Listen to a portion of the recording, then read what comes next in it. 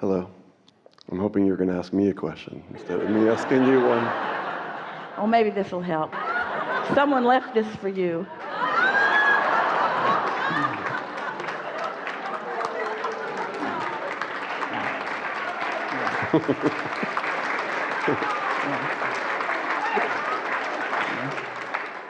Why, thank you. So what's on your mind? What's happening as a result of what's been going on here? What's hatching up there? What's been lighting up for you? I love my children, and I love my life, Yeah? and I love my health, Yeah? and I love the opportunity that my life has. Yeah? And I'm joyful most of the time. Yeah? And I have opportunity across the board. Yes? I have success in almost everything I touch. Yes. Yeah. You got the heart, and Esther really wanted it.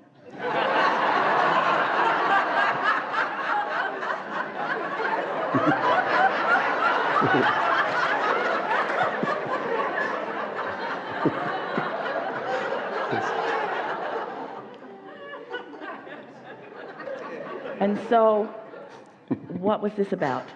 I have a question. Yeah. And my question is about action versus allowing.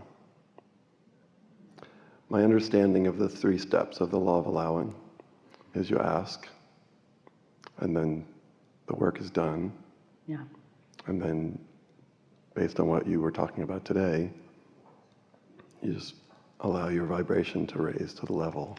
Well, we can answer your question easily, because action is the natural, consequence isn't the best word, but it's the natural result of momentum.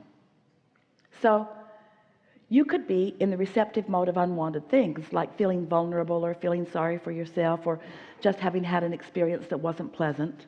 So you could be in the receptive mode from that vibrational place.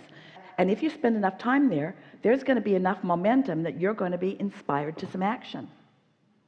In the same way, if you are tuned in, tapped in, turned on, you're feeling really good, and you stay there long enough, momentum will increase, and there will be action that will be inspired. So the action is natural result of momentum. The question is, what was I in the receiving mode of?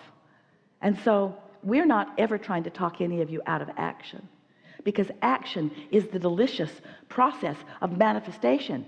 Someone wanted to know, why is physical so sought after if non-physical is so sweet? And that's why. The action, the visceral, the material, the see it, hear it, smell it, taste it, touch it, experience or exposure to life, that's all so wonderful. So it's nice to know that when you are here in this physical leading edge experience, that there is all of that for you. We just want you to be a little more mindful of what vibration you had started that led to the action. So we would not say it's what's the difference between allowing or action. We would say, what is the importance of knowing when to act? And if you're not feeling good, withdraw. Don't take act. And you know that. You've heard that in lots of different ways.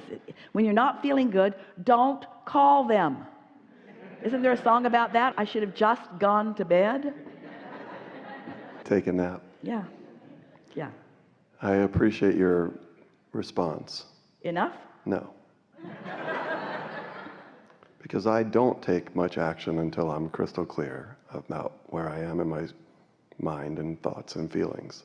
And I find that Is not acting still an action? Correct. As well as meditation is an action of meditation. Yeah. It's a decision. It's something. Correct. Yeah. And yet I find the $100,000 as an example, that would be great if it showed up. When it shows up? When it shows up. There's a little doubt in the if word. I don't have any doubt about that. I just didn't say it correctly. Is there action necessary to go off and go do what you have to do to get the $100,000? Maybe not. Maybe it'll just drop out of the sky in your lap. Maybe. But it is so much more fun when you follow the trail, when your action is part of the unfolding, isn't it? Don't you like getting an impulse or an idea and following through on it? And don't you like seeing the results of that? Don't you want your hands in the clay? Do you know anybody that takes a big clump of clay and just slaps it down on the board and says, oh, that didn't turn out right? Yes.